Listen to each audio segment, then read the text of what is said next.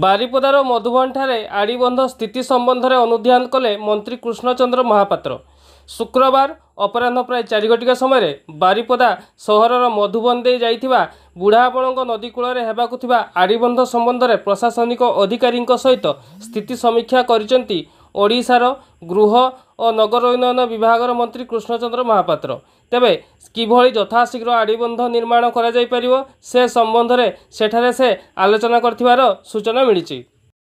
आड़ीबंध आम कहलु पूरा इमिडिएट ताकू दायित्व दे जिलापाल टीम जीवे एवं आर्किटेक्चर दुई जन रही चीफ इंजीनियर अच्छा से मिलित भाव में डीपीआर बनइबे कौटी कौन कले ठीक हो पार से कहते 100 कोटी टकर खाली लैंड एक्विजिशन कर